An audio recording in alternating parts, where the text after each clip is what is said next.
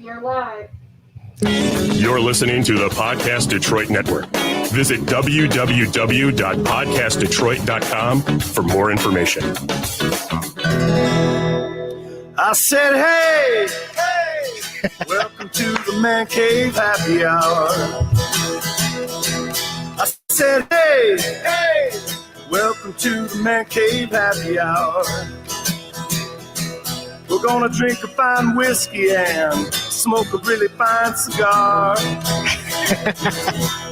It is time for happy hour. It is the Man Cave Happy Hour, whiskey, cigar, spirits, stories that go along with it. I'm Jamie Flanagan. I am Matt Fox. 100. Woohoo! We've said that 100 times so far. Yeah. We're going to be on for at least 100 minutes tonight. That was the plan. So we're going to record for 100 minutes, which I'm big on math. That's about an hour 40. Yes, it's an hour 40. I'm big with my math, man. I'm prepped for the night. But and so we wanted to do something special. We're like, what do we do for the 100th episode? Yeah. And I'm going to go out and spend $100. Well, because you can? Yeah. Oh, okay. Yeah. I'm like, I'm going to spend $100. And so it all stemmed from that. So I came to our friend Tony at the Wine Garden, which is where we're at right now. in his private bunker. Yes. It's when you walk into the party store, this ain't it. There's a special office bunker that we're hidden in that he's graciously allowed us to have our shenanigans in on several occasions. And I was like, Tony, we're doing the 100th episode. Can we do it from the bunker? And he's like, yeah, sure. No problem. I go, I need a bottle. I go, I don't know what I want. I go, is 100 proof or $100 or something special? I go, I don't think I get something 100 years old. So, he's like, well, let me see. He goes, I got something in the back. He goes, I'm pretty sure it's bottled in bond. And over the course of 100 episodes, we learned that bottled in bond. Yes. It is 100 proof. It's 100 proof. See, we've learned things. That was our mission with the Man Cave Happy Hour. I think that's all I've learned, to be honest with you. Yeah, that's about it. Yeah. And the wood is important. Good night, everybody. That's it.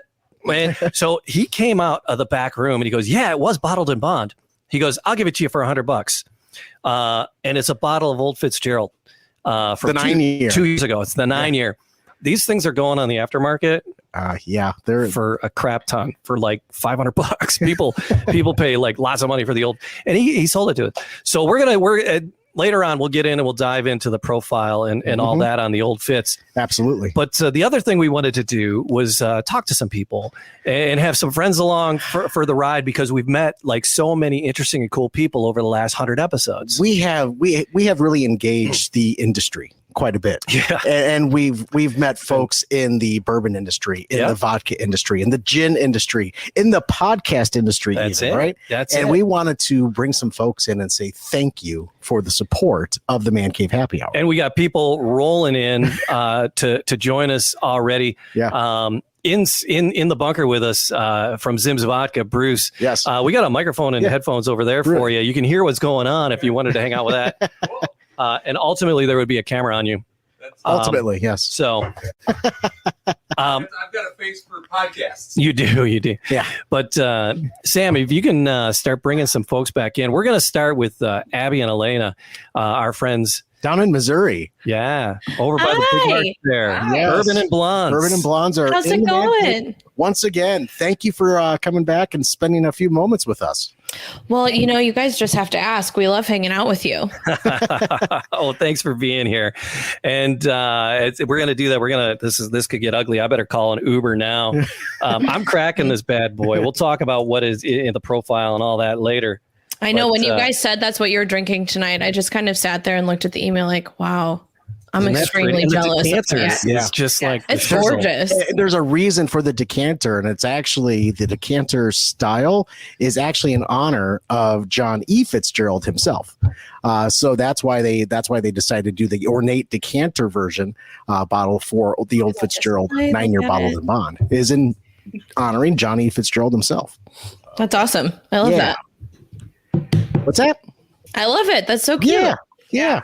So Jamie just cracked it open, and he's sharing around the table right now. So honestly, Aalina, Abby, tell us what's happening with Bourbon and Blondes. I think you guys just went down to Kentucky not too long ago. Am I correct in that? Yeah, we sure did. It was wild. We survived it this time. You didn't survive it before? Well, we left with more injuries the last time, or at least I did. So, but no, yeah, it was a great time. We have a friend who lives and works in Louisville, and her boyfriend has an Airbnb. So we were able to stay at that. We went to the bar at Willett. We went down to Limestone Branch, hung out with Stephen Fonte, which is always an experience in itself.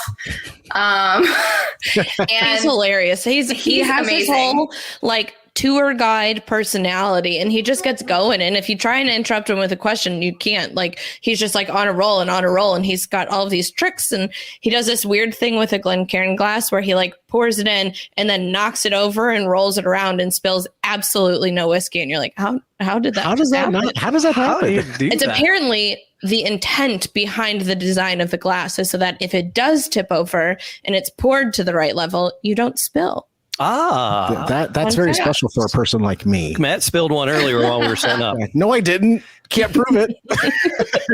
Because he cleaned up. Yeah, he cleaned up. But yeah, it's smelling yummy in here. So we want to do a little toast. We get some stuff in the glass. We got a couple other people hanging out in the room, and we're going to bring them in. We're pouring our own drinks, but whenever we do something special with cocktails, we have Tara. She comes in, and she's our favorite bartender, cocktail maker. I guess mixologist is kind of not a great word. Tara, thanks for being with us. You've been on 4 or 5 times making cocktails for us, and we appreciate you so much. And thanks for being a special part of the first 100. And you'll be pouring more before we're done. I always end up very intoxicated with you guys. Every time. And then we hit episode 100. Right. We got a friend who did 30 years hard time. 30 years of hard time. 30 years hard time. Radio. Was it 1 day short? It was called Major Market Radio. Our friend Greg Gnip, formerly of a Canadian cluster of radio stations. It was 89X in the river. And actually 89X broadcast out of the building with it was CKLW. And CKWW, CKLW. And anybody who knows anything about radio history, CKLW in Detroit shaped music. It really did. The people that left CKLW, they went and they started MTV. That's right. That's right. Their programming ideas is what they launched MTV with. Seriously? Yeah. Oh, yeah. There were people from CKLW that launched MTV. Yeah. So the world... Fun. You're welcome. And Greg Gnip worked there for 30 years. Gnip, thanks for being with us. He's been on the Man Cave a couple of times as well. So Gnip, thanks for hanging out with us, buddy. He's a little laggy, so he's just our fuzzy friend in the corner. He's like our cat. So we'll just pet Greg every once in a while. Oh, we love Greg. And he's like our favorite little cat. So we'll pet him, but I think everybody has something in their glass, so we're gonna do a little toast here. With this bourbon and our bourbon and blondes and our favorite bartender, our favorite Zim's connection, and here's to 100 and 100 more. Cheers, guys. Cheers. Thank you, guys. Excellent. So I got to share with you, Jamie, that there was one episode that we did. Yes. And we connected with a gentleman by the name of Adam von Gutken. Oh, yes. Right. And we learned the story about Highclere Castle Gin. And this was right when the pandemic started. Yeah. So we actually one of our first remote ones. Yeah. Absolutely it was. So we have the pleasure of Adam joining us again tonight to say hi. And we're going to get an update from Adam. So Mr. von Gutken, welcome back to the Man Cave Happy Hour. It is such a pleasure to see you. Jamie, great to see you guys. Thanks for inviting me back. Adam, so the first thing always the set where you're at. I always love your backdrop. I always love your background. You get going. Is brilliant, and it's very fitting for the very. Would regal be the right word? Yeah, stylings yeah. of Highclere Castle, from the bottle down to the taste, and everything in between. It's masterful. Yeah, it really. Thank you for that backdrop. Honestly, we call it the Adventurers Lounge. Yeah, it's a little spot in our office where we can enjoy some cigars and have a drink, and it's this is like my go-to chair. So it's a fun and relaxing spot to kind of think and talk with friends and have ideas and hang out with fine people like you guys. Thank you. Appreciate that. I love it. So there's a big buzz, and I'm sure it gives you guys a good push with Downton Abbey 2. Yes. Is it just starting production? It's just starting production. I believe filming started last week at the castle. Okay, boy, that's because you guys have been doing some great stuff. Lord and Lady Carnarvon are the current residents of the Highclere Castle. Mm-hmm. And they've been doing since the pandemic. You guys have been doing some wonderful things. It all started with us and our first broadcast with you. And then the Lord and Lady were like, hey, we should do more of those. I'm teasing. I don't know if it started with us or not. But they started doing these wonderful cocktail parties in the library and in the fireplace room and out in the gardens and having their butler curate the drinks and the cocktails. It's been a pretty fabulous adventure to watch them to do that. What else is on tap there at the castle? It's always neat to kind of, the idea when the lockdown started was to kind of show everybody a bit of what life is really like behind the castle doors. And of course, with Highclere Castle Gin being the liquefaction of a couple hundred years of entertainment to the highest standards and kind of hosting many of the world's most interesting and famous people, we wanted to kind of bring that to life and do it in a way that everyone could participate in. And so we started the virtual cocktail parties.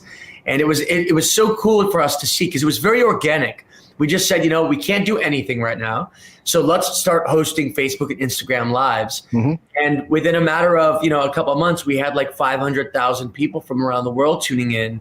And it became the most watched virtual cocktail party. I believe still we hold the title in global history. And so it was kind of fun to do that. Of course, there were Downton Abbey fans that wanted to see what life at the castle was really like and kind of meet Lord and Lady Carnarvon and, of course, our gin fans and people that are just connoisseurs and things. So it was a really magnificent and wonderful way to welcome people to the castle, so to speak, that couldn't really travel. That's fantastic. We still do it now and then, and it was super fun. Now, Highclere Castle Gin, you guys have been having a banner year. You've garnered 25 international platinum and gold awards since you launched in 2019. And 2021 is looking just as bright, but where else? And I have the notes here, but I'm seeing where else have you guys expanded into? And it's not just on the U.S. side because Michigan still remains your top market in the U.S., but where else have you guys expanded into? Well, I have to correct you on one key detail.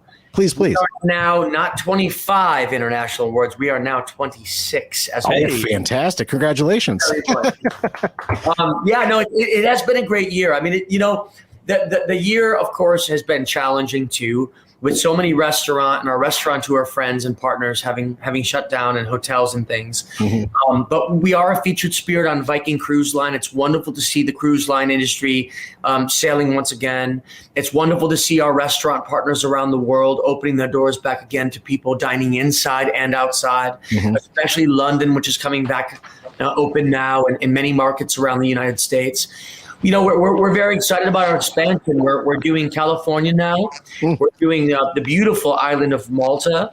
And we're in talks with some distributors out in China and Hong Kong about an Asian expansion into the exciting market that is Asia, that is really now just discovering gin for the first time. So I think, stateside, from stateside to the UK and Europe to Asia, I'm getting the sense that the world is coming back to life and everybody's having fun with it and trying to kind of, celebrate and get back to listen, next year we enter the roaring 20s. It's 100 years.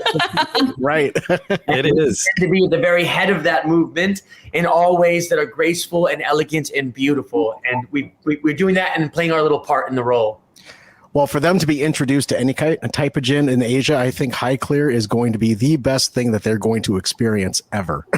Because when we tried it for the first time, it just blew us away. It truly did. And the bottle itself is just an absolutely beautiful bottle. I'm gonna grab it. And Renee does an amazing packing job. Just gonna say. Yeah. Renee, it's not just packaged well. It's the confetti. Hi. Hi, Jamie. They were complimenting the packaging.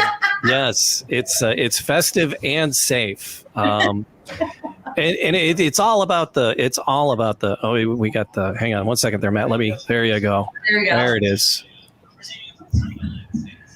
Right on. Yeah, it looks good. Yeah, I mean, really embodies the. Yeah, exactly. Not many people notice the barcode. Yeah. That's just amazing.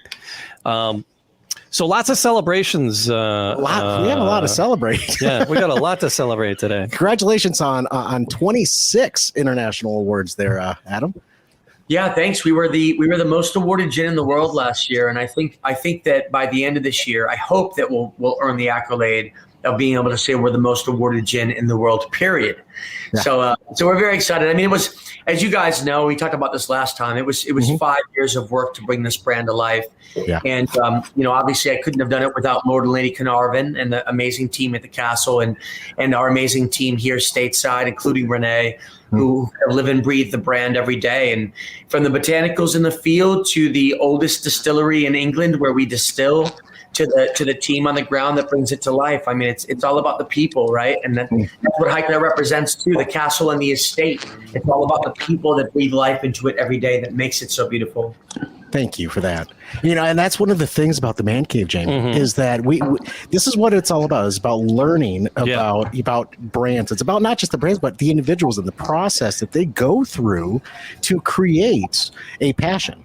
Because Adam, we talk about you behind your back all the time in Highclere Castle. Because on with us, I don't know if you noticed, we have some of our friends. You remember Tara? She was pouring the cocktails for us, and then we have the ladies from Good, how are you? Blondes, with us. And when we were chatting it up with them, we were telling them about our two favorite clear spirits, one being Highclere Castle Gin, and the other one being Zim's Vodka. And we have Bruce Carroll with us from Zim's Vodka. He's in the bunker with us. We're in this fabulous bunker at the Wine Garden here in St. Clair Shores, Michigan. Oh, nice. Thank you, Tony, for having us in your space. But Zim's Vodka is another one of those. It's a special clear liquid. It's unique to itself. I haven't had a gin like Highclere Castle Gin, and I haven't had a vodka like Zim's Vodka before. And it's a hard market to break. What are you finding now that you guys are really rolling with Highclere and you're getting this bump from the movie? What are you finding success-wise with people being accepting of your brand? Well, I think that, Downton Abbey is a wonderful thing because it brought many people, 250 million fans from around the world into Highclere Castle and into kind of the culture and that time period and what, in many ways, what happens on English country estates even today. And it kind of brought that to life. And it brought people kind of to a place where they were intrigued by that time and place. And one of the things that I love about Highclere is that Lord and Lady Carnarvon certainly protect those traditions today. And the castles run very similarly. And again, my inspiration in the creation of this spirit was to kind of celebrate that and bring that to life. I think that, as people are, the gin category is growing very rapidly. And I think you're seeing that people see that, when I was young, my old aunt's drank gin and tonic. And, we all kind of have those stories of what gin was for us back in the day in college days and things like that, or grandma drank it or the aunts drank it. And I think what's exciting about the gin category is that people are finally discovering that it can be sophisticated. It's incredibly sophisticated and nuanced in the botanicals and how it's presented in the cocktails that it does. I mean, I love my vodka cocktails as well. And in my mind, there's very little that beats a nice dirty martini, and I can't wait to try this vodka. But gin has a different thing. It has a different. It's a different song that it's singing, and it very much is about the botanicals and the oils from those botanicals and how it brings that kind of terroir to life in the spirit, and how that adds a dimension to the cocktails. It's very different, and I think that's something that people, especially younger people, are discovering is a lot of fun. And I'm happy as I'm seeing that younger demographics and folks are kind of exploring it and getting into it again. And certainly with mixologists and bartenders as well. Fair, very fair. So, all right, Abby and Aalina, you guys, the Bourbon and Blondes, like the party's happening at Highclere Castle. Part of what you guys do is curate parties and tastings. Yeah. Are things picking back up for you? Are you able to do some face to face? How's Missouri doing? Missouri is, Missouri, and it's never going to change. But the good news is, this past Sunday was our first in-person whiskey tasting, and it was a really great event. We did it at a park, and we had, I think there were over 50 bottles of whiskey that we were all sampling from. Wow. Yeah, it was a wonderful world of whiskey was the theme of the event. And we had Japanese whiskey and Irish whiskey and bourbon and some Cafe Amaro from Jay Rieger out in Kansas City. And, I think both Aalina and I have high hopes that it is the first of very many in-person events to come. Fair. Yes. So with the live events that you guys are going to be doing, what else is Bourbon and Blondes going to be looking for over the course of 2021? And how close are you getting to 100 episodes if you're not over that already? We would have to count how many published episodes we have. I know. I think we're a little over half. We have about half of 50. I think we're at 50. Yeah, 50 or 60. But we don't this year track. We just have a good time. That's fair. That's fair. I know. 2020 we had a hard time keeping track of anything. So it's still March 2020 . It's like, I don't know, March 732 or something like that. I don't know. If I remember correctly, you guys, you ladies had mentioned that your first episode went like an hour and a half, almost 2 hours long, or something to that effect, because you were having so much fun doing it. Oh yeah, that one isn't published. We went unscripted, and we realized very quickly that we needed to have bullets at least to stay on track. A little guide. Yeah. But I don't know. This year's exciting. We're still kind of building out everything. We've got the season pretty much planned. We're going to start the season in May with an interview with the ladies from Trouble Bar Louisville, and that's an amazing place. They're amazing women. We love it. We're planning events now. We just did a Maker's Private Select, and we're going to have a big fundraiser. The proceeds are going back to women's charities in St. Louis in September. So, yeah, big things coming. We have no idea. We don't really have a plan, but we're coming up with it. Excellent. I do appreciate your work, that you do. Thanks. Because, what this craft called podcasting, it's all about just getting your voice out there. So thank you for sharing your thoughts, your wisdom around bourbon and learning with everybody at the same time. And thank you for the support of the Man Cave Happy Hour at the same time. So you guys are always chiming in when we're recording, and we appreciate that. It's it's cool. It's always like, oh, hey, the girl said hi. It was like, yay. We pop up when you least expect it, I feel. Yeah. That's our charm. So, Tara, you, during the pandemic here in the later part, you helped curate a new menu, right? Because you got to find something new to do because you can't go out and spill drinks right now as frequently as you could before. That's just my kooky way of saying bartend, spill drinks. So you curated a menu. What are you doing right now? And what are you doing right now? And how did that menu go? I should probably say that. How'd that menu go? And what are you doing now? Feeling cheers properly in the camera. Is that like backwards, or do you have a camera? Oh, yeah, it's my bar behind me. I love that. So I'm actually getting ready to launch my website and relaunch my social media with all of my consulting and cocktail classes and everything like that. So I'm still working to open the Windjammer out in Lexington by Huron. And then I just signed a contract with EOS Coffee in St. Clair Shores, and we're going to do a line of healthy cocktails. Healthy cocktails. You got me hooked. So what? Give me the recipe on one vodka healthy cocktail. Well, what is the healthiest spirit? What is the healthiest spirit? So I'm actually doing the whole menu is curated around fruits and vegetables and spices and all things that are good for your skin or good for your nails, good for your hair, good for focusing, weight loss, anything like that. Wow. because I can't focus right now. I'm asking like questions at a time. I'm like, so I'm giddy. I'm just giddy. You should be. This is an exciting day for you guys. It is. It really is. So between the clear liquids, and those tend to be a little bit healthier than most. Yeah. Is that it? Would that be a proper statement? All spirits are very healthy. Each and every spirit. Initially, we are going down like the mocktail kind of thing while he sorts out and gets a liquor license because they work with the cafes. So we're working into that, but starting with the cocktail menu I made, doing non-alcoholic, and then once his liquor license is clear, we'll go from there.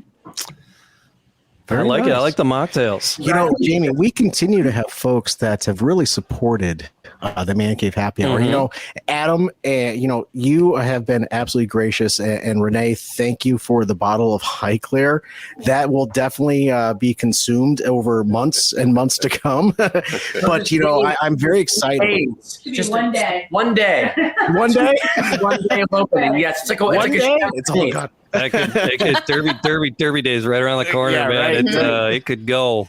So fast. But thank you, Guy. Thank you so much for allowing the Man Cave to come into Highclere Castle and really experience that. And the Bourbon and Blondes, Aalina, Abby, you're so gracious, and we truly appreciate your partnership at the same time. So thank you both. Yeah, we appreciate you guys. The two of you. Thank you. I know you have other things to do. You're busy ladies, and we want to make sure that you get some time back in your days, right?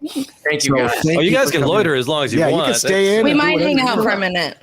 You might not be able to get rid of us that easy. Because Bourbon and Blondes, we were excited to have you on, but we were having like a ladies' night because it was like the Man Cave Happy Hour. We were doing the Man Cave Happy Hour, like men, and and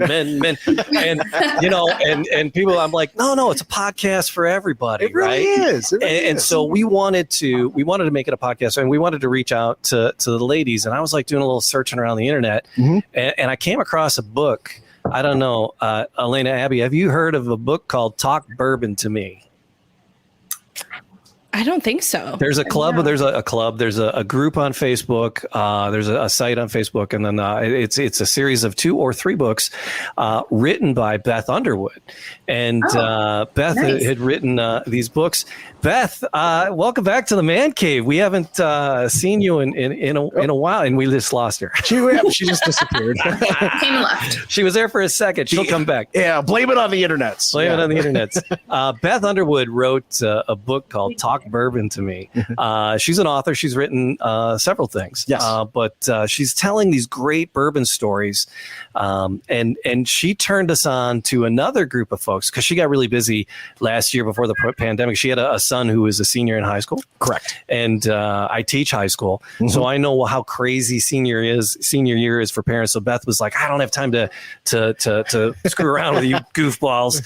I have some other friends that you should talk to who are awesome, the Kentucky Bourbon Boys. So Beth had hooked us up with the Kentucky Bourbon Boys. Yes, there they are. Hey. Hey. Steve, welcome. Hey. Good to see you Cheers. all. We're glad you guys are here with us. Yes.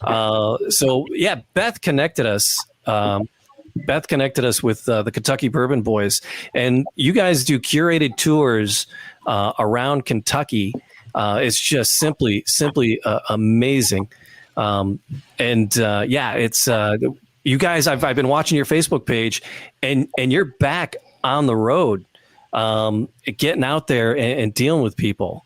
We are and happy to be so. We were all kind of chomping at the bit to get back out there, and we're still waiting for you guys to come. Yeah, with us. We're going to continue to bug you every time we see you. We've talked about it how many times? I shouldn't say it, but I drove by because over spring break, we went down, and the plan was to stop in and see you guys on our way home and spend a couple days. But my mom's 90. So we were down in Florida, and my wife and I were like, we're staying here with Mom. The Kentucky Bourbon Boys, they'll be there. We've talked to them. They'll be there. So we spent an extra 2 days with Mom down in Florida.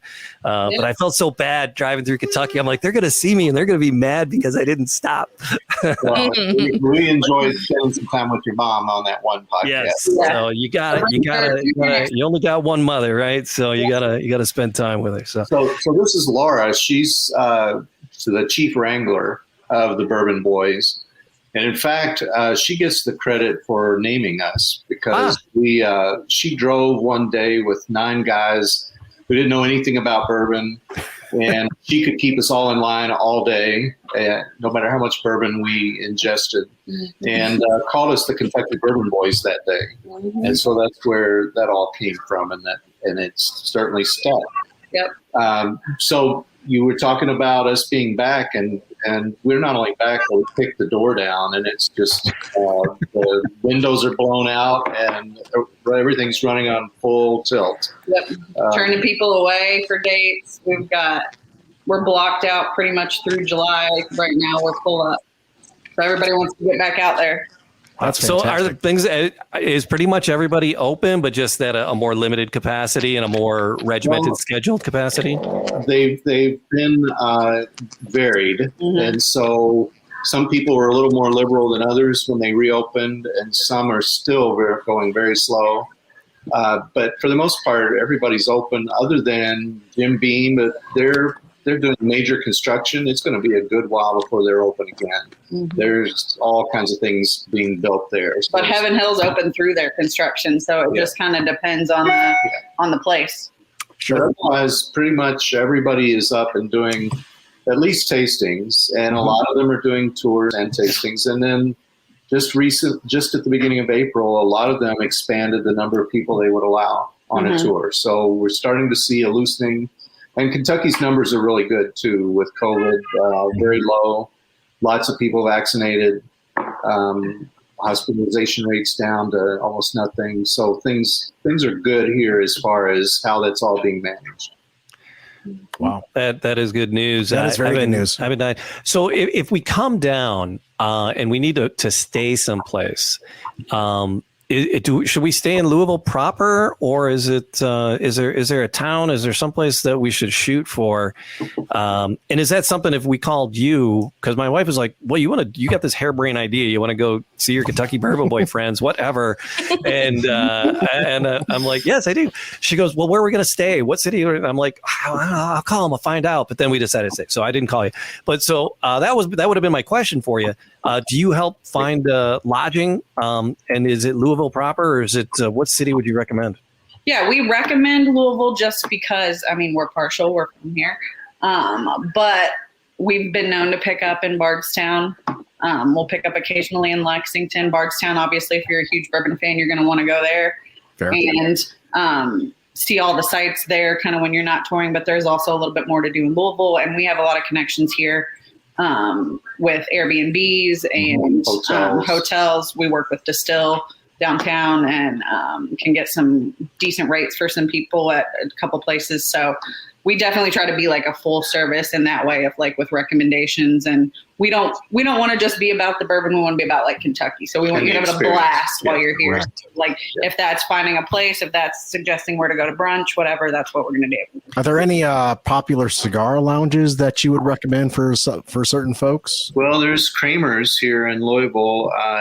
It's east end of downtown, and it's Kramer's Smoke Shop. And then there's across the river, there's this walking bridge that was built, or actually it was there, but they fixed it up very nicely, and people walk on a nice day or evening to the other side to Indiana, and there's a bourbon and cigar bar over there called Match. And you can go in there, and they have events, and there's a lot of food and ice cream places over there, plenty of things to do, but a beautiful walk and a great view of the city and the waterfront when you do that. But the non-smoking thing is pretty stringent around here, and it's pretty limited where you can actually go and smoke a cigar. But there's one distillery we can take you to where they don't care, and usually you walk in there and they might be smoking a cigar or drinking a Bud Light, and you can do the same. Nice. One of our claims to fame over the past 100 episodes is that we actually got to adopt a godfather. Yeah, we have an adopted godfather. We have an adopted godfather, and he actually joined us this evening because he's been on a few shows with us as well. Yes. Right? And he was actually with us at Zim's Vodka down at La Casa Cigars in downtown Detroit. And Paul Camilleri joined the stream and the podcast tonight, too. So, Paul, welcome back to the Man Cave. Hey, congratulations to you guys on your 100th episode. Thank you. Congratulations. So, Cigar Smokers of Michigan is the group that you're part of on Facebook. I think you guys just passed a milestone of membership, did you not? Mm-hmm. I believe we passed 2,900 members. Yay! Approaching $3,000. So yeah, very proud of that. Yeah, fantastic. So let them know about let your members know about the Kentucky Bourbon Boys down in Louisville, because they're going to want to smoke a cigar. They're going to go on a tour, and they can contact Kentucky Bourbon Boys for that curated tour itself. Yeah, and the nice thing is we do have a lot of members in our group that are big bourbon drinkers. Right. So, that would go a long way. Yeah, they seem to go hand in hand. Love it. They will be tonight. We See, will be the Man Cave bringing people together, JD. That is. I love it. 100 episodes, but we did it. We did it. That's amazing. So man. the Kentucky Bourbon Boys, is that just the website? What's the website to get a hold of you guys? www.KentuckyBourbonBoysSpelledOut.com. Perfect. And and again, you guys really can be or should be somebody's first call if they're trying to head down there and do the Bourbon Trail, because it's like you're not the afterthought. Okay, once we got our accommodations and once we got this set up and our dinner reservations, then we'll call them.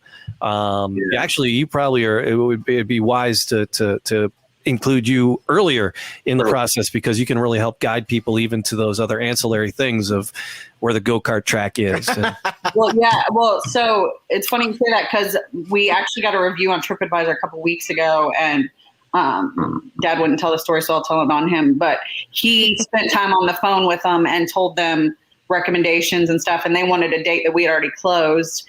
And he was like, you should stay here, you should go here, you should eat here, you should do this.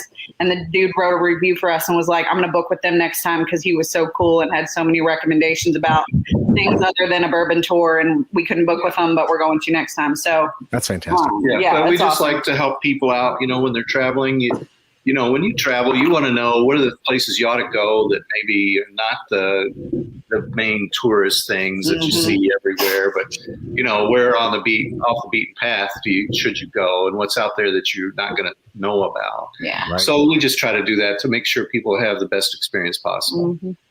I know I'll be calling you guys next time we go, because we have a friend who just opened an Airbnb, but the other kind of recommendations, restaurants, like where to go, what distilleries to, even for a ride, I might be calling you guys, because those are important. I love this. I had no idea. So this is great. We love being the BD, so let us know. And we just we moved into number one on TripAdvisor just last week. So congrats! Awesome. Our guests are loving their experiences, and it's all about providing that full, well-rounded experience they're going to go home and talk about.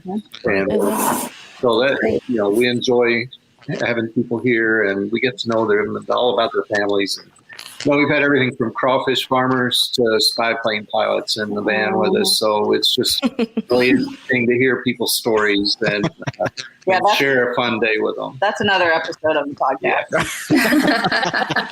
Very fair. We can't wait to have you come back in and share that story. We love that's the whole thing, man. We just we like to have a little bourbon, find out about something new, and then just hear those stories. It's just the amazing. And then make fun of it later? Yeah. Okay. Yeah, absolutely. So what bourbon are you drinking tonight? So Tony here at the Wine Garden in St. Clair Shores, where we got this, I told him I wanted something special for the 100th episode. I said, I don't know if I want to spend $100 or something 100 proof. He goes, I got something 100 proof. And he brought out a bottle of Old Fitzgerald for me. And he sold it to me for $100, which is because on the secondary it's going for like a lot more than $100, and so he's like super generous, and he let us use his place, and I'm drinking way too much of this because I promised a couple pours for a couple of my fraternity brothers. I posted it after I got it, and they're like, dude, we got to try that. So anyway, but yeah, so we're doing the old Fitzgerald 9 year. It's the 9 year. Yep. It's the 9 year. It's from 2 years ago, not last summer, the summer before. Correct. So I guess that makes a difference too. The difference. So I believe Greg Gnip actually was able to join us. Greg, how are you, sir? You still got a little laggy there. Darn. It is another country, man. Yeah, I'm sorry. It's an international podcast. I got to tell you. It is. We've gone international today. You really have.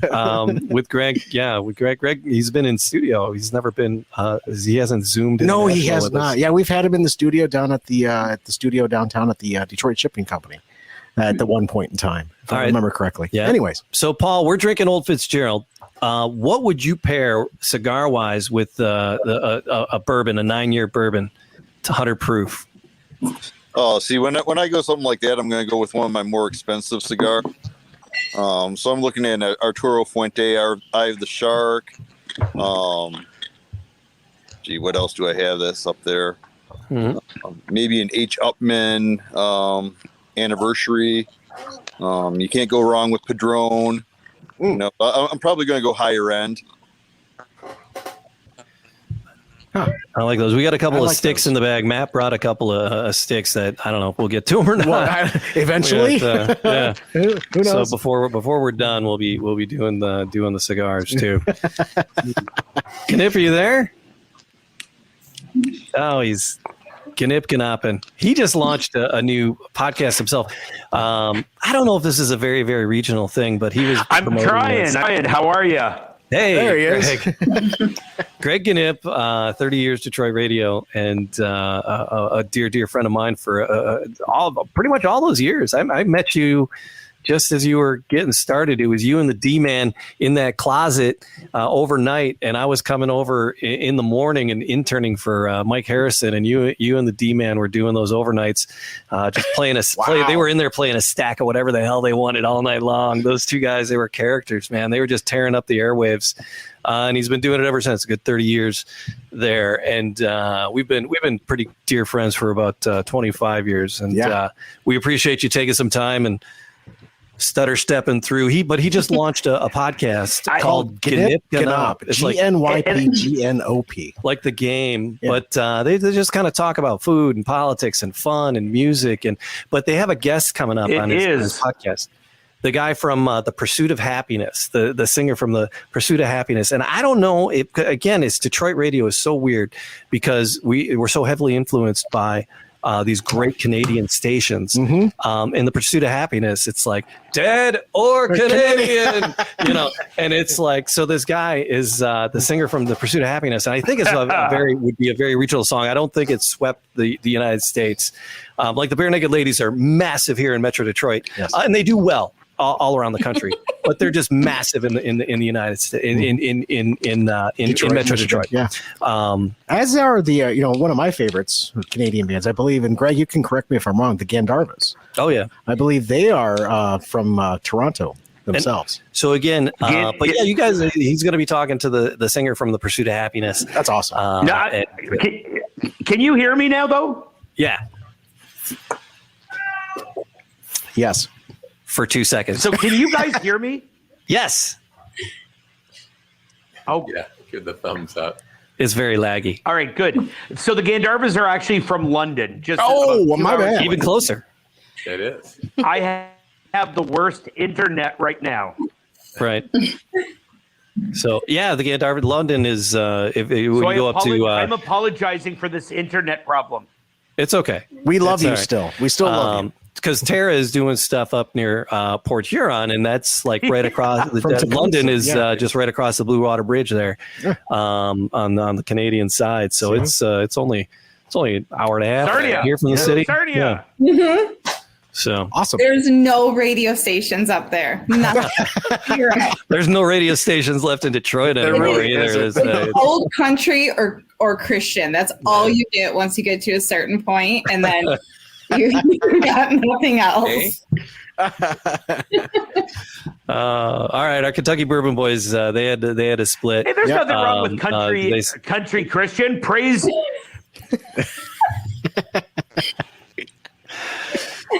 This is it's just becoming a drink fest, and I'm so just to let you know. Yeah. So just to let you guys know, I know you guys are all bourbons and things like that, but because I'm a Canadian boy, I'm doing some classic Canadian whiskey from Weiser's Dissertation and their 23-year-old. Because Cheers. I got to show a little Canadian pride tonight. Cheers on that. Weiser's, the Canadians. And so if Greg, you don't what know, do you? So Dissertation is so. Oh, that's painful. I'm sorry. We love you, Greg. I love you, Greg. Yeah, that internet's just bad. You know what? How about I'll try to come back again. All right. I'll try to come back again in a little bit. You just come and sit there because we like seeing your fuzzy face. To work. I'll get Doesn't he have the I'll get cutest a little fuzzy face. run. Don't you just want to scratch him like a kitten? I do that. Yep, try it again. Because the thing is, we all met like DJ in the clubs. Because Yes. Matt and I are both, DJs besides our day jobs and podcasting shenanigans. And we were doing the clubs, and so I was like the club DJ, and Matt was in there. I was our 19 assistant. years old, sitting in a club, Yeah. had no idea where I was, who I was, and what I wanted to do. And then Greg would be the personality from the radio Correct. station. So we'd be all jammed up in this little DJ booth, and you get to know each other that way. Religiously, yes. Yeah. And then Matt went on to bigger and better things and better clubs with Greg, and they did a few other clubs without me, and I was still stuck at my crappy little bar, Lipsticks, and they were up Lipsticks 2, yeah, because they lost their liquor license for Lipsticks 1, and there's a podcast. There's a story. And then story so I you need to guys went hear. on to the State Theater, which is the Fillmore, which is one of the Greg- big yeah. venues. You guys would fill it up with like 3,000 people. Well, and that's the thing. Greg would fill it up, sweating. and it was live on 89X on Oh, Saturday yeah. night, starting at 10 o'clock. And I would just show up and give away CDs because I help on the marketing side, on the promotional side, but befriending Greg and learning the profession of how to DJ in a club and how to be a DJ professionally. I learned from the both of you. Right. Not going to kid you. So, but I appreciate the knowledge that you bring to my life. Yeah. So, thank you. So Charles English playing naughty words on the radio. He would do that. Yes, so he would just play the raunchiest songs that you would possibly imagine. Abby, Aalina, I didn't ask what was in your glass. Did we ask what was in your glass? No, not yet. Aalina, what are you drinking? What are you guys drinking? I grabbed Angel's Envy really quickly. I ran downstairs. I was very much hungover today, so I had to approach. I had to have something a little approachable today to sip on, a little friendlier. I've got a Maker's Private Select from a local group here. Oh, nice. It's delicious.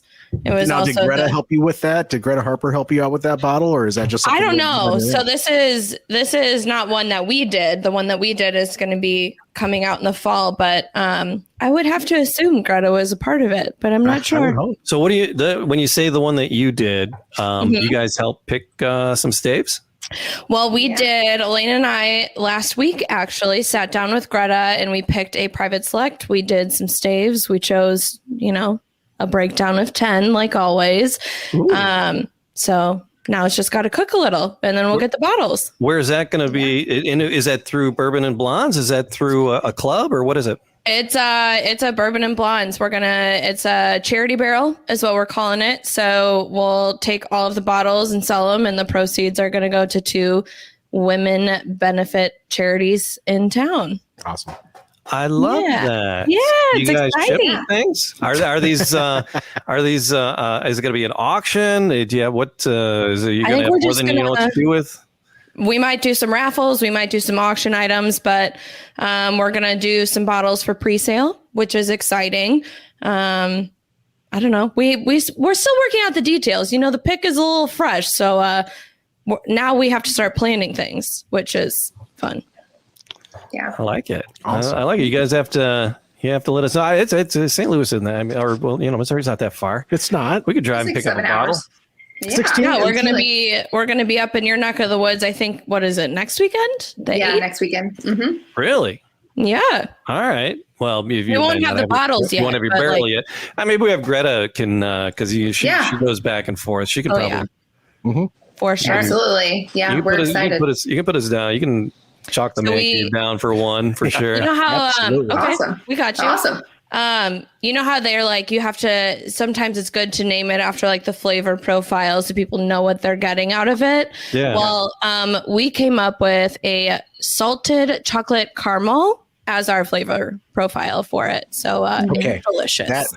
Just hearing that, I'm a bit jealous, to be honest, because that's one of my favorite things is the salted caramel type stuff. It's one of my favorite things ever. So I'd be very intrigued to try and taste that, to be honest. It's delicious. It's great. We might be biased, but we love it. I'm excited. It's okay to be biased. It's okay. I'm excited to give it a try. It's those private selects are it's an interesting process. So did you use the new stave because they retired the mocha and they added a new stave? Is that in the mix for you?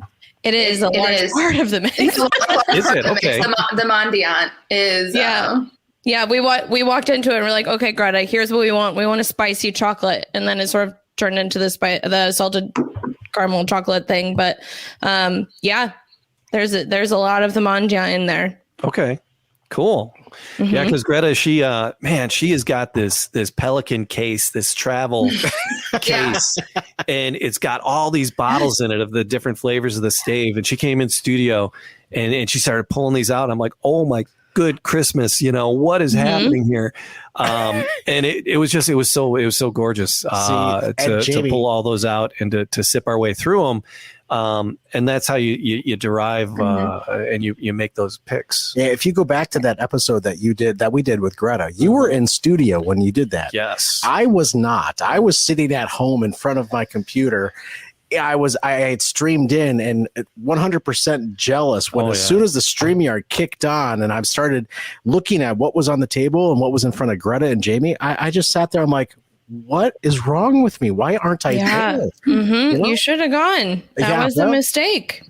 Life happens. Gotta tell you. Now all you need to do is do a man cave private select and experience it for yourself. Yeah. That's got a ring to it, doesn't it? It does. It does.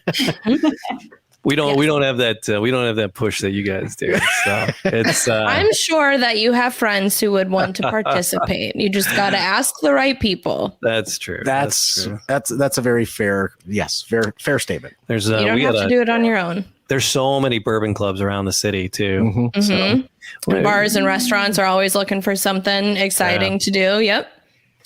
So we have a summer plan, Matthew. Yes, I think we do. This could be one of the things in store for you guys this year. You're starting off 2021 with your 100th episode. What's next? Barrels of bourbon. Yes. You guys are troublemakers. Yeah. I see how this happens. It's all good trouble. The good kind of trouble. So I gotta share. When it comes to troublemakers, Paul, our local godfather, right?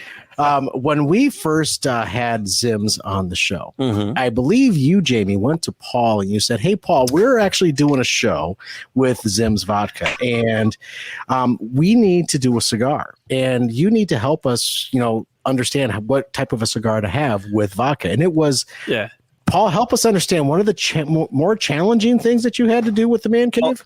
Yeah, trying to pair a cigar with vodka is extremely challenging because vodka, being the clear liquid that it is, doesn't really, you don't want to overpower it. So trying to find that mild cigar that will go perfectly with it is a challenge. I can't go with something that's going to be medium to full bodied. I definitely want something that's mild bodied. So, you end up coming up with, a Connecticut or a Connecticut shade. And you guys didn't do it to me once, you did it to me twice. We did. I've yet to be on the show with a bourbon or a scotch or something that lends to a cigar. So I want to thank you for challenging my palate. Yes. But yeah, you're welcome. You did have me on with the Rocky Patel rep. So fair. That's right. But I have been on twice with Zim, so that's always fun. Because here in the bunker here at the Wine Garden in St. Clair Shores, we're here in Michigan. We have Bruce Carroll, who is the national ambassador for Zim's Vodka. Do I have that right, Bruce? As he smokes a cigar. Well, first of all, before I answer your question, I want to congratulate you guys on your 100th episode. I mean, thank you. Thank you. And as we say in Poland, where Zim's is produced, Nastrovia. As I'm drinking bourbon. Thank you. So, and then in deference to the Godfather, Paul Camilleri, I have lit up a great rope, a Monte Cristo White Series number 2. Paul, does that meet with your approval? Yeah, that definitely would meet with my approval on that. And then in deference to the ladies, we were talking about healthy cocktails and mocktails. Yeah. Yes. Tara was talking about that. Yeah. Well, as you both know, but maybe some of the people in the viewing audience or listening audience may not know, is that Zim's produces 2 products. Number 1 is the 81 proof product.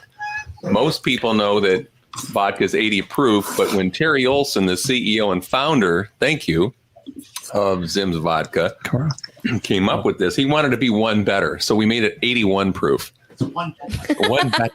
And then, but the other thing, again, getting back to the ladies and mocktails, we're seeing people gravitating to lower alcohol by volume, lower ABV. So we also produce a Zim's 59 proof product, which is 25% less ABV, which makes it, by the way, 25% less calories. So it's healthy. It is healthy. In fact, less calories. Yeah. So I'm getting back to the ladies talking about that. So we make one particular cocktail we call the Basil Smash, where we muddle fresh basil with fresh squeezed lemon juice. And trust me on this, it's out of this world. Yeah. Wow. So help me understand a little bit more about Zim's, Bruce, because through this COVIDian timeline that we're all still living in right now, what has been some of the strategies that you guys have taken through this past 18 months? Because it's coming on the slow boat from China. Yeah. Or Poland. Ironically enough, as we all know in our business, there's on-premise, which means restaurants, clubs, where you consume the product on-premise, versus off-premise, which is retailers. Well, 50% or less here in Michigan of the restaurants being open, it's clearly hurt our business from that perspective. However, the retail side went through the roof, and consequently, demand was so high for Zim's Vodka that we actually, for 4 weeks, were out of product internationally. Wow. And Terry Olson was working day and night to ensure that we would get it as quickly as possible. But at the end of the day, remember that this pandemic is international, and Poland as a country was shut down for months, and our distillery in Wrocław, Poland, was shut down for even longer. So it's been challenging, but frankly, we're very blessed. We've had a lot of success, and we're very excited for what's yet to come. Yeah. All right. So our bourbon and blondes, you Abby and Aalina, you guys are taking off. Yeah, they have responsibilities. We appreciate you guys. Well, I don't know if I'd go that far, but we do have things to get done. No, we appreciate you coming and sharing a dram with us today, and just thank you for. And we'll be partying again soon. Yeah, absolutely. Yeah. Congrats, you guys. We love what you're doing. Congrats. It's a fun time. Thanks very much. Appreciate you. Bye, guys. Bye, guys. Bye. And then there were 4 or 5. And you beat me to it. So we actually had Tara come into the studio, and she actually mixed up some cocktails utilizing Zim's. at one point in time. Tara, do you by chance remember what you had made with the Zims? Because oolong tea, I think, made an appearance a few times. There's always something Asian that makes an appearance. And I don't remember. I want to say that was a variation on a classic cocktail where I did something with like an oolong syrup or an oolong infused something. I don't know. I'm always so intoxicated when I'm with you guys. That's not our fault. It really isn't. It's a little bit our fault. Okay, fair. Little bit. Yeah. We do what we can. So Bruce, help me understand a little bit about what's going to happen over the next, 24 or 36 months for Zims. What's on your docket? Because the world's not wide open. Yeah. Are you still struggling to get product? Well, no. Okay, good. That's a good thing. We've solved that problem. That is a good thing. Our distillery, which is 250 years old in Poland, is at full production again, which is really exciting news for us. So we're very excited about that. But Terry is continuing to look at greater distribution throughout the United States.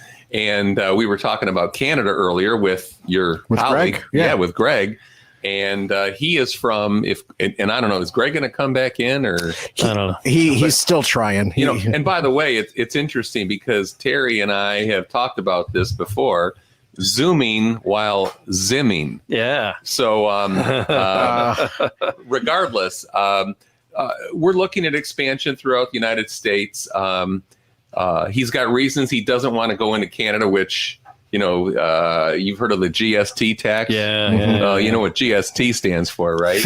Gouge and screw. Oh, yeah. That's a very, very heavy penalty tax. So anyways, we're not going into Canada, but we are looking for greater distribution in the United States. So, right.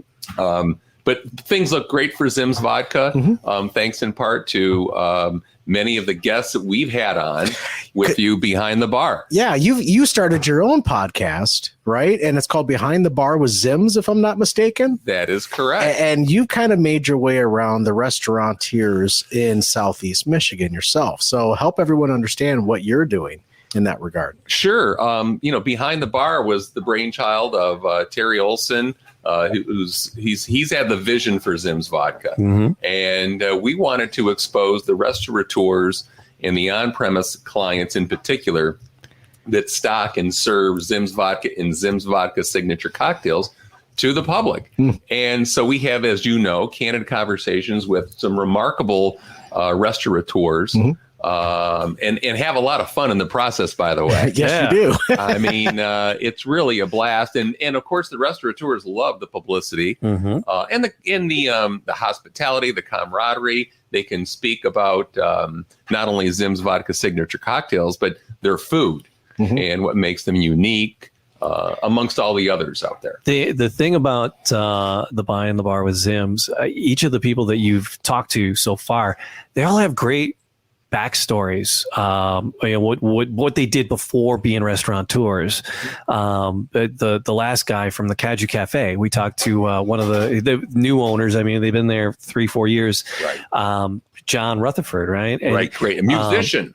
He's like a classical musician. Yeah. And it's like, but he looks like a rugby player. He's like this beefy, muscular, big dude. And it's like he's a rugby player or something. He's a remarkable guy. Again, you find out these podcasts are about the people that are involved. And who knew also that he just cut, I'm dating myself now, a record. I can say that. But with Alice Cooper, Detroit born and bred. Oh, yeah. But also he plays the trombone for Bob Seger in the Silver Bullet Band. Right. I mean, the things you find out about people. Yeah. You wouldn't know if you met him, shook his hand, and he welcomes you to the Caju Cafe there in St. Clair Shores, right? Exactly. And you wouldn't know that he is a classical trained musician. Exactly. Played with the Singapore orchestra. Yeah. The Japanese orchestra, national orchestra. It's remarkable. And so it's like, and pretty much everybody you talk to, the restaurant up in Traverse City, He had a great backstory. The Italian family, Cafe Cortina. I mean, the guy came from New York City. I mean, the things. Great stories, and that's what really makes it all worthwhile. So it's really fun, really exciting. I mean, it's a lot like Zim's Vodka in the fact that these things are non-essential. You can do without them, but you'd prefer not to. Correct. Okay. Correct. So, and that's really alcohol in general. It is. Well, it is. There is a lot to be said for that. I mean, we like to tell people that the story behind Zim's when Terry Olson decided to do it was that, look, it's got to be superb. Like when you stay at the Ritz-Carlton or the Four Seasons, you can't wait to go and tell your family and friends. Right. The other thing is that it is non-essential. I mean, nobody wears a Rolex to tell time. You can do without it, but you'd prefer not to. Right. And then the last part is that it's hard to get. There's exclusivity. It's like an American Express Black Card, right? You can't apply for an American Express Black Card that tells everybody that your credit is limitless. Okay. You have to be invited. So when Terry created Zim's Vodka, the vision he had was creating a luxury brand. And frankly, I think we've accomplished that. So are you saying that we're the Black American Express for Zim's because we were invited? Well, you invited me. Oh, so that's it. We did. So what does that say? I don't know. Poor choice. Yeah. No, but you're a supporter of the Man Cave Happy Hour itself, Bruce, and coming on and you're being so gracious with Zim's. You really have, and you've really helped us to understand the industry that much more, and your knowledge is greatly appreciated in that regard. Well, that's very kind of you to say. We know that. I mean, it's interesting when I go out and make calls, or Terry goes and makes calls to people. They say, "Well, vodka is a neutral spirit," because by definition, vodka is supposed to be odorless, colorless, and tasteless. Yeah. But everything has an odor, a color, and a taste. And if you really look at them, there is a difference. Oh, yeah. And I can tell you, gentlemen, that when I share with people Zim's Vodka and we do blind taste tests, we win 9 out of 10 times. It's remarkable. Our batting average is so high. And that's because, I mean, it's made with potatoes, as you know. In fact, it takes 8 pounds of potatoes to make one fifth. And therefore, it's creamy and smooth. Wow. So it's like you're like not the Detroit Tigers at this point in time. Is that a fair statement? Yes, we are. We're in the upper tier there. Your batting average is a lot better higher, than theirs right now. A lot higher. But we love the fact that they're trying. Yeah. But you're an avid hockey player as well. Well, I am. In fact, that's how Terry and I met. Terry is from Victoria, British Columbia originally, and he came to Western Michigan University on a full ride scholarship to play hockey there. And then after a short stint in the minor leagues, Terry decided, look, I've had enough of riding on buses getting $50 a game, right? And he and I met playing senior hockey right after that. And we developed a friendship. And in fact, I'm proud to say that I'm godfather to his youngest daughter, Cassidy. And is that one of the daughters that's getting married? It is. In fact, that's why he couldn't make it today. And he's he regrets it tremendously. But he's planning 2 weddings for his oldest daughter and his youngest daughter. There's a son in the middle. Is that correct? There is a son who is now married and actually has a healthy baby. So he's a grandpa. He's a grandpa. Very proud to be a grandpa. His parents are very, very, very happy. See, none of that had happened when we met 2.5 years ago, roughly. Right. Exactly. So life changes, and it's amazing to still have you as a partner. Well, thank you again for inviting us to be part of your 100th episode. Sure. We're very grateful, and again, congratulations. Yeah, thanks. I think it was like episode 10. It was one of the early ones that we did down at La Casa Cigars, right across from the DAC, right there in the theater district, downtown Detroit. And Paul was there for that, and you guys been rocking it since the beginning, and we appreciate you hanging out like that. Paul, the Cigar Smokers of Michigan are just creeping up on that 3,000 mark of members. You guys get together. What kind of and what do you have coming up for the Facebook group? Well, it's interesting you say that because we really haven't done anything. Matter of fact, the last time I was personally in a cigar lounge was when we did the Rocky Patel event at Stray Cat. Oh, wow. Okay. Because as you recall, I think it was that night is when Major League Baseball kind of came over the air and said, yeah, we're going to be doing all these different things because of COVID. So really, we haven't done much. We've stayed in touch with our members, and we do have an active member base. But we've tried doing some virtual herfs, and we get guys who get together. Like I said, I haven't been in a official lounge, but two of our admins, Ed Castor and Matt DeZazio, are renting a house together, and we've named their garage the unofficial CSOM hangout. So there's 3 or 4 of us who are moderating the group that we've started having discussions of when do we start having big herfs again, getting the group back together. Is now the time? Is it safe? How do we handle this? Do we start off with a big massive event, or do we do something smaller? So we're kind of in those discussions right now, looking at, okay, do we do it May, June, July? When is it safe? Yeah. The lounges are kind of open right now, still social distance and everything.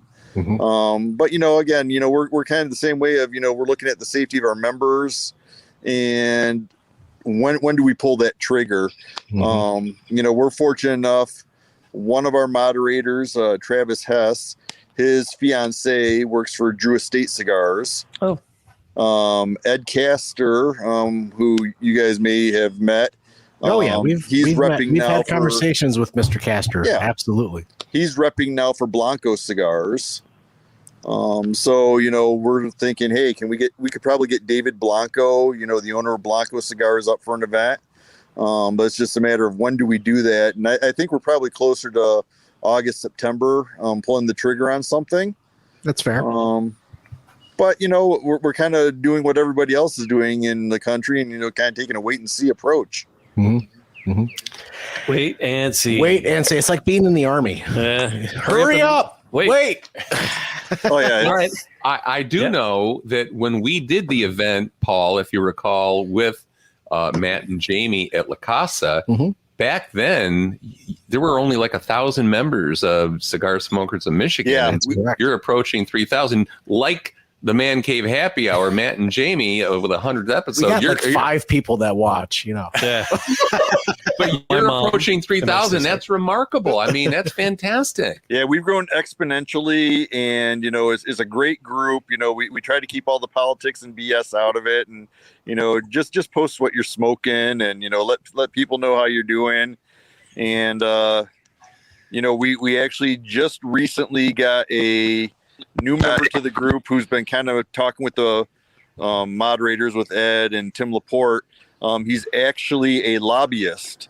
So, there's some things going on in the state of Michigan where come October, there's a 50-cent tax on all cigars. And that runs out in October, and there's the potential that if it doesn't get renewed, cigar prices could increase $2 to $3 a stick. So we've been working with, that lobbyist, to try to get the 50-cent cigar tax renewed. Wow. And, we've gotten involved with some different state reps, and it looks like that may actually get passed. So we're very happy about that, because that would just really devastate a lot of the brick and mortars, as they're already devastated with COVID. So. Wow. I got to say thank you to Tara. Tara's got to go make dinner for her children. But Tara, thank you for being in the Man Cave. We'll do cocktails again soon. We will definitely do cocktails soon. Absolutely. And we promise you won't be inebriated as much next time. I have yet to ever have that type of night. We'll do our best. Yes. I promise myself every time, like, not going to happen. 4 hours later. Yeah.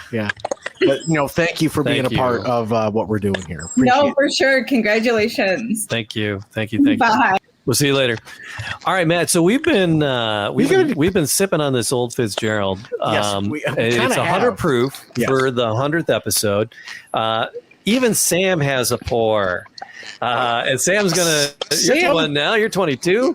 Sam's gonna give it a little whirl there. She's got a Vernors to wash it down afterwards. Hi, Greg. Greg came back, our fuzzy friend. Yay! And I think it's working better. It is. It is. Thank you so much for all of your efforts this evening, Mr. Knipp. I have been on the phone for the last 20 minutes with my internet provider yelling at them. And that's why we love you. So Matt, we got this old Fitz. This old Fitz in front of us here. It's a 9-year. It's the bottled 9-year in bond. From spring of 2020. So it's like 2 batches ago. What do you know about the Old Fitzgerald? We were talking about the decanter has a story and the bourbon has a story. What do we know about So beginning in spring, and this is all coming from gobourbon.com. Gobourbon.com. Right?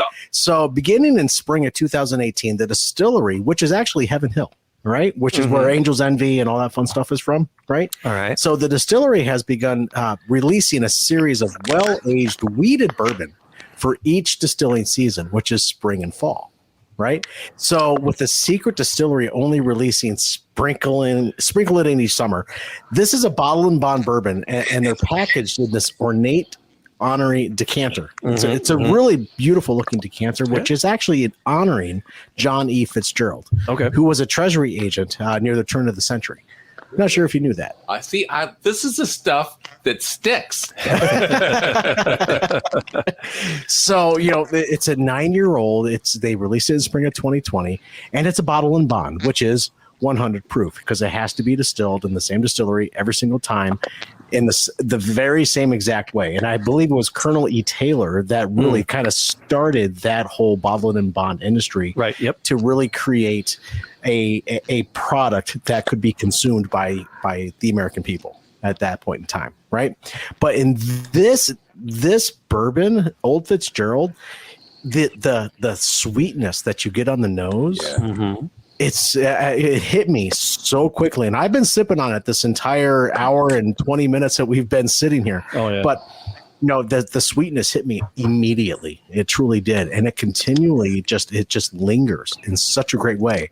And I'm really curious, Bruce, because you've been smoking on a cigar this entire time.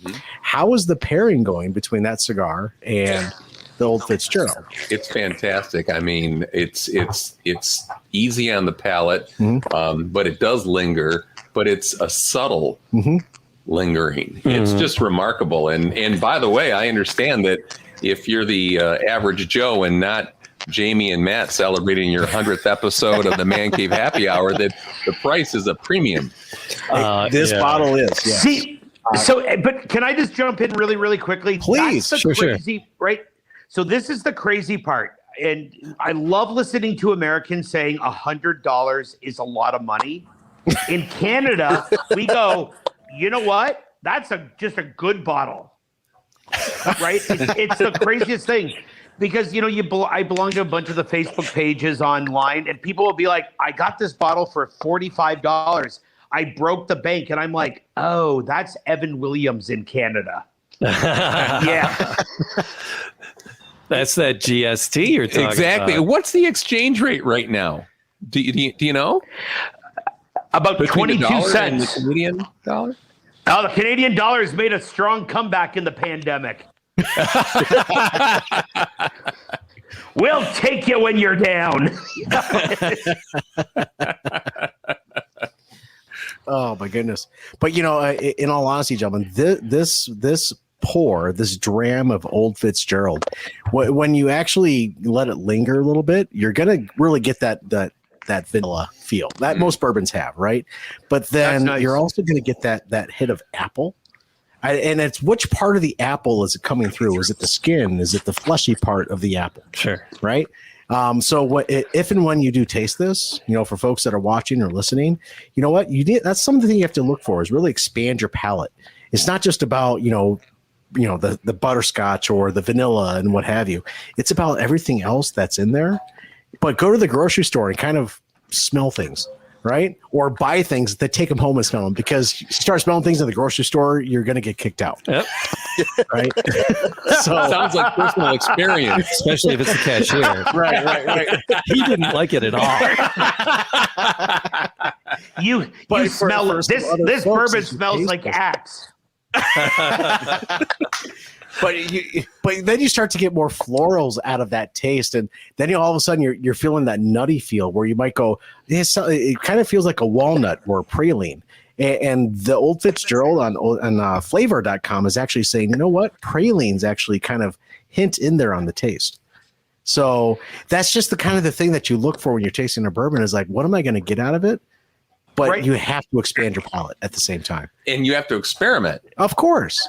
And that's why this asshole over here, when he was walking down the street with his wonderful bride with a cigar and a bourbon in his hand, he's like, I want to learn more about this. Yeah. That is how we come to be at 100 episodes, because we've learned so much and there's still so much to learn, not just about bourbon and about the industry. Spirits in general. Spirits in itself. Yeah. Because this is a non-discriminatory podcast. We will talk about anything, you know? Yeah, and you end up with the same thing on cigars too. You know, you fall into that rabbit hole of, ooh, I'm looking for this flavor, or I'm looking for that, and what pairs well with this bourbon or this liquor, and you know, like I said, I've got three humidors I'm running right now because I've just got so many different cigars that I like to try. You know? Fair. So the one thing that I've always said, and it came from a Scotch tasting with Glenmorangie, and one of my favorite parts was there was a man in the Scotch tasting who was an expert. He knew everything about everything, more than anyone else knew, and it was driving the man who was actually hosting the Scotch tasting a little crazy. And at the very end, they pulled out the big one. It was the one we were all waiting for. And so they pour it, and he says, walks up to the other expert and says, the know-it-all. What is this? Right? The know-it-all. See, I was trying to be nice. And he says, what? Right? And he says, what does this Scotch bring you?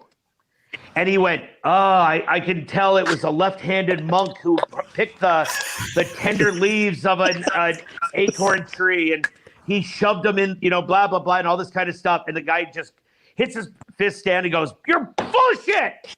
It brought you happiness. It just brought you happiness. All that other stuff is a bunch of shit. Now you're just trying to pretend you know what you're talking about.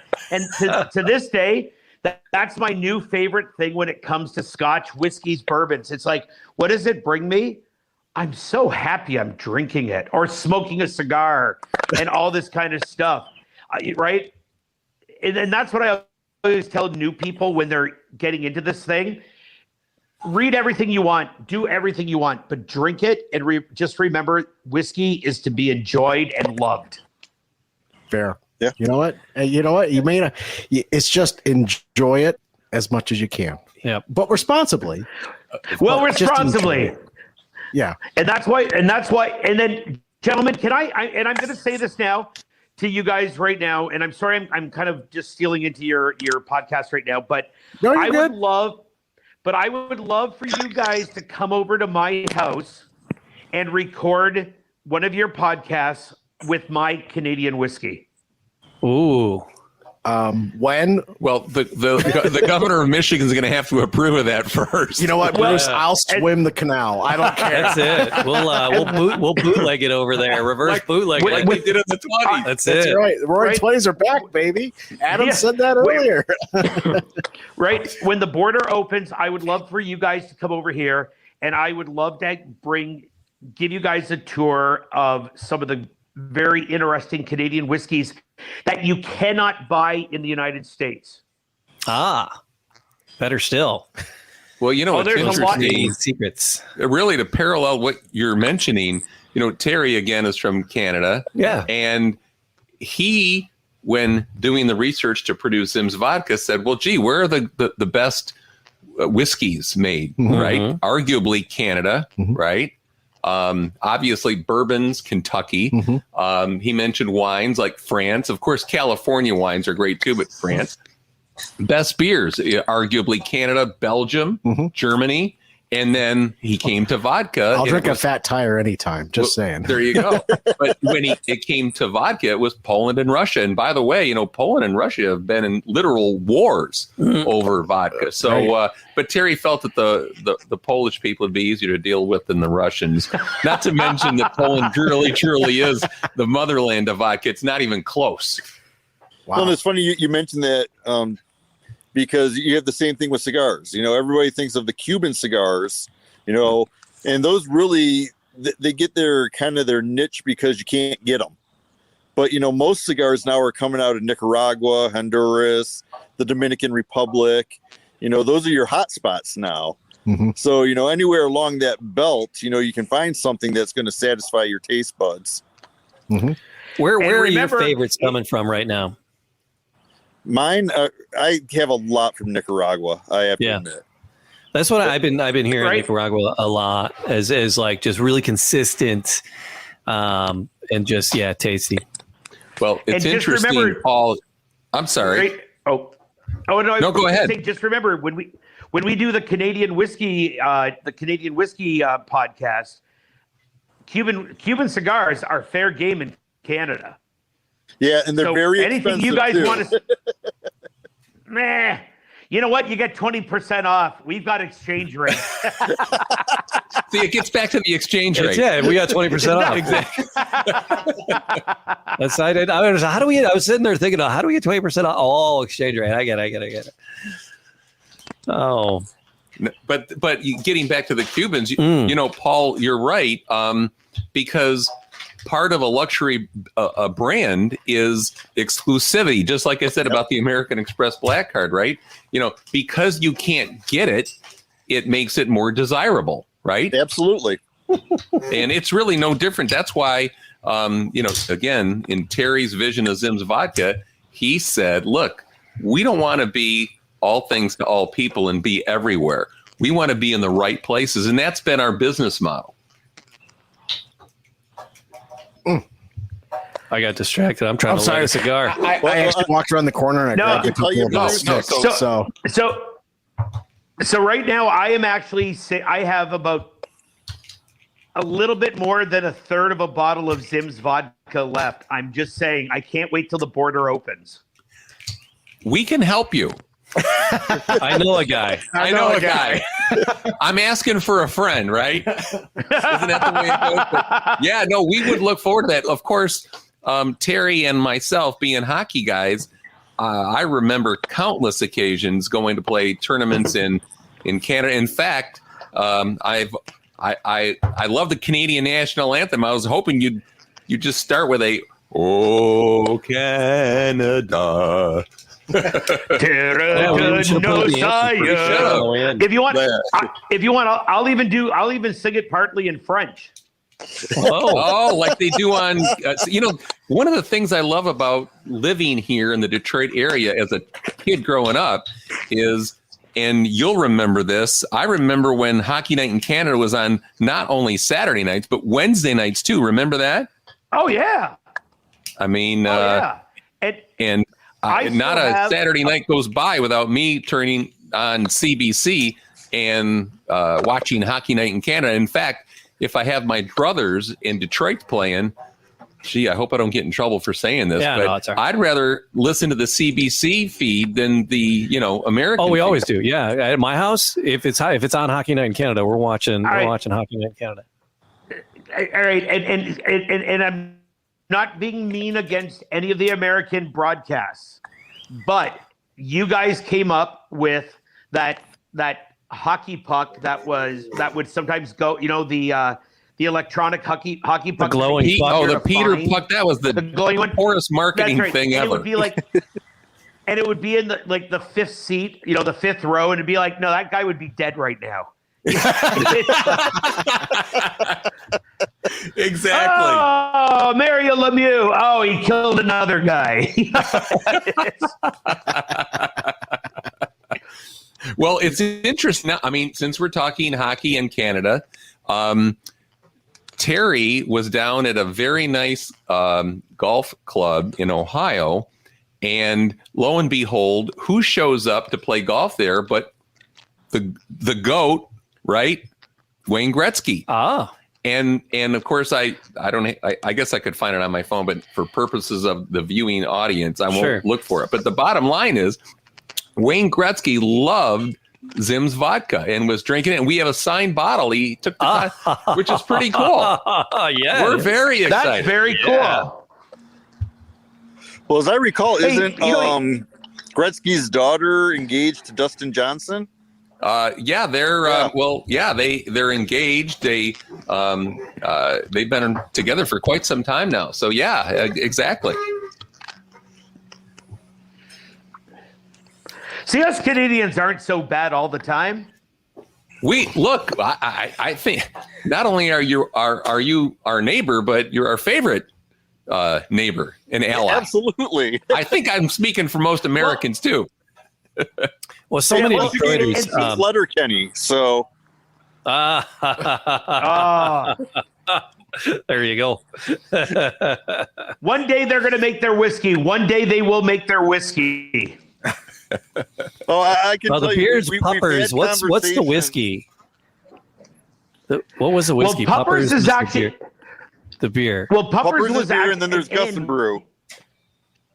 Gus and Brew. So, and if you ever look, the Gus and Brew version when they do their Quebec thing, it's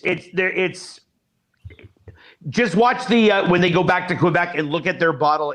There's a play on words and it's a play on just life in general. It's very funny. But Puppers, the Puppers beer was actually available in our liquor stores for a while.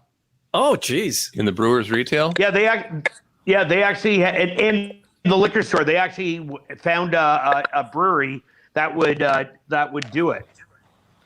Which, of course, I had to drink.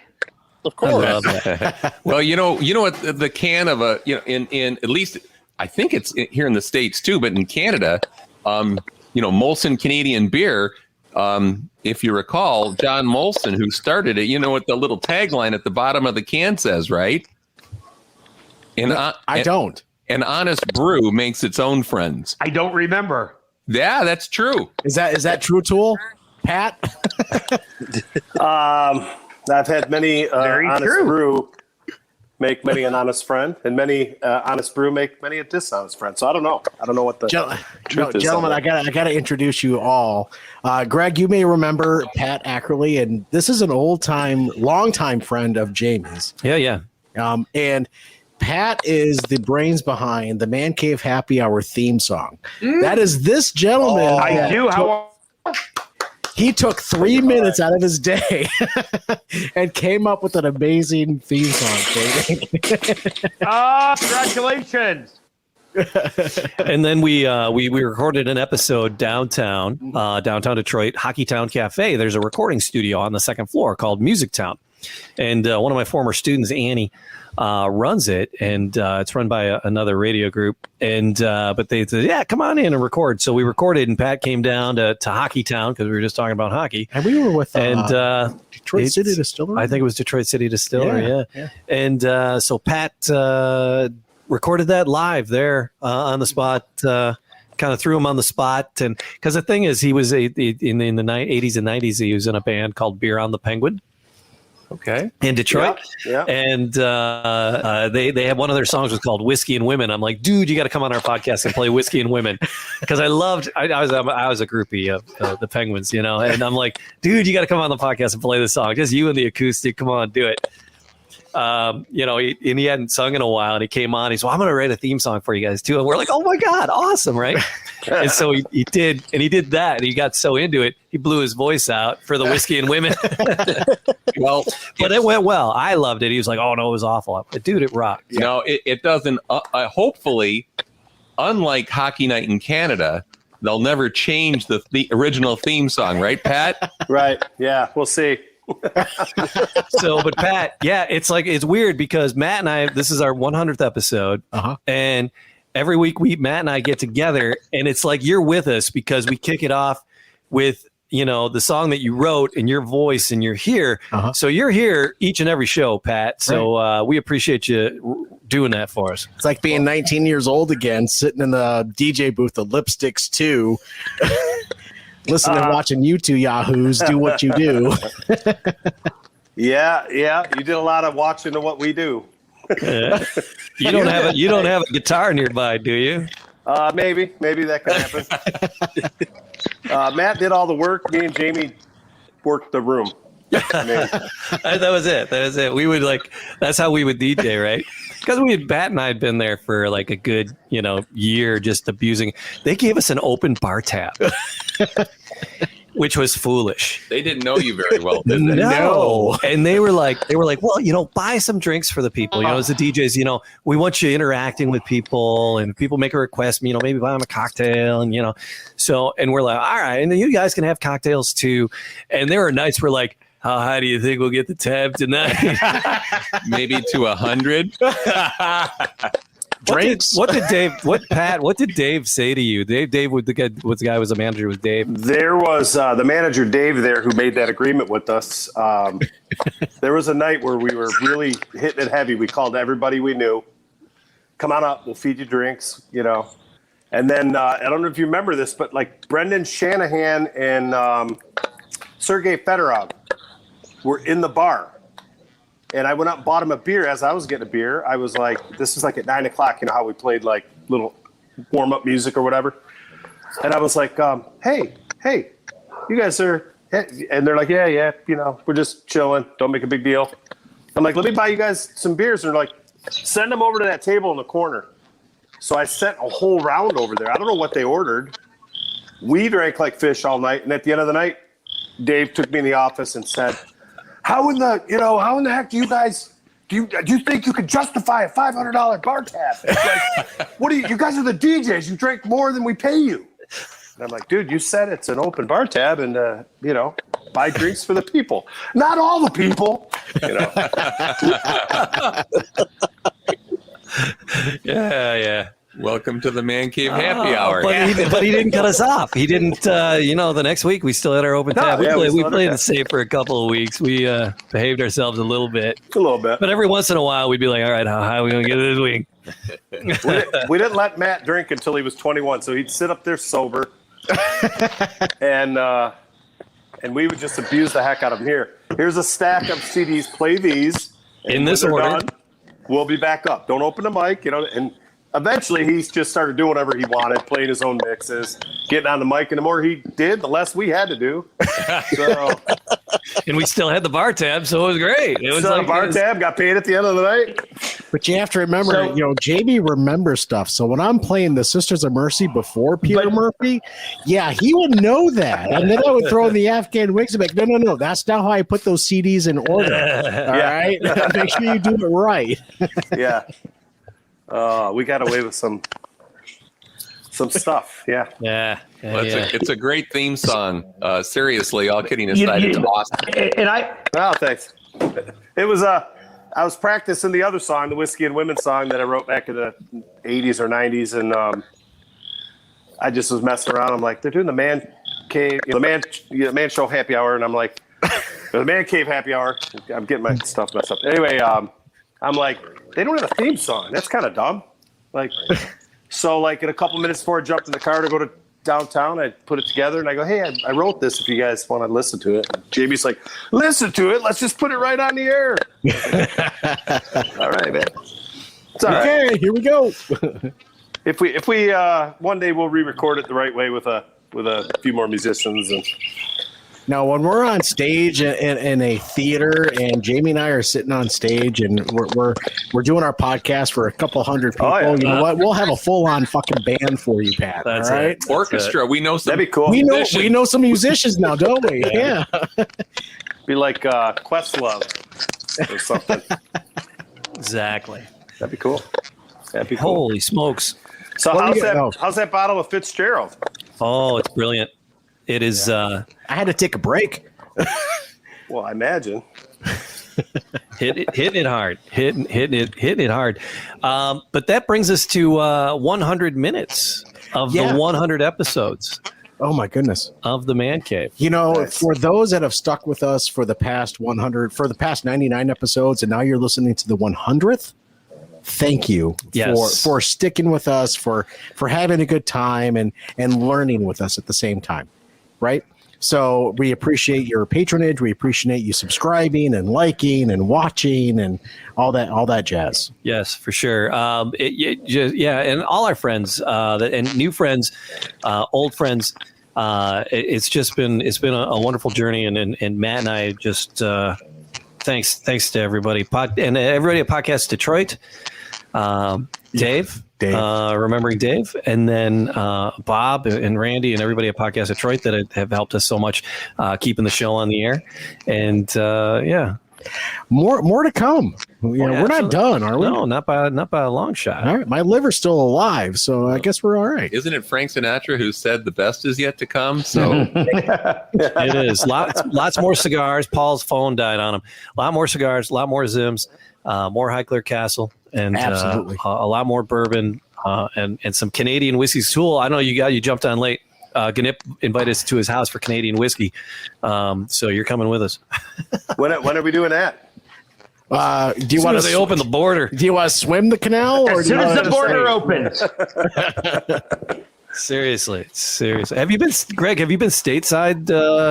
When was the last time you were stateside? The last time I was in the States actually, I can tell you the two times. March 8th to see that They Might Be Giants for the 30th anniversary tour, and then 1 week later to go to a bank. A bank. So the last time I was in the States was you didn't March wear a mask, 15th, did you? 2020. I should have. I could have had more money. It's been Who over a would have year. ever imagined, right? You could go into a bank today with a mask on and they wouldn't arrest you. Yeah. Right. I feel so weird about that heading into Holy crap. I did. I paid my income tax today, and it's like, and that's exactly the thing. I walked into the bank and they're like, "Hey, look at that! You got a mask on. You're good." I'm like, "Well, yes, I am." Well, on the plus side, if a guy did come in to rob the bank, well, gentlemen, congratulations. Get in the back of the line, guy. Thank you, Greg. Yeah. Thanks, Matt. You guys, congratulations. I'm proud of all of you. I'm going to be signed because I've got 3 dogs to have to go take for a quick walk. Appreciate you, love buddy. you, brother. Love you, boys. See you, Greg. Gentlemen. All right. 100th episode. 100 episode. 140 minutes. We did it. 100 down, 100 to go. Jamie, Joel, I'm glad you made it in here, man. Appreciate it. Hang around for a second because we're going to wrap this up. And Bruce, thanks for being here and supporting us the way you do. Zims is always a super fan of the show, and we're a super fan of Zims. So, well, thank you. Samantha, you've been with us all along the way. You didn't try your bourbon yet, Samantha. I did a little. Oh, you did? Right on. How'd you like it? No, Sam's like a no. She doesn't partake very often. It's all good. So it's usually something in the White Claw family when it is. So, all right. Matt, Jamie, thank you. 100 episodes. I appreciate you. How's your liver? That's great. Good. Mine too. Let's keep going. All right. Fair enough. All right, everybody. Thanks for joining us. Thanks for being with us. And we'll do it all again next time. Cheers. Thanks, boys. Oh, yeah. Clink, clink. There it is. I said, hey.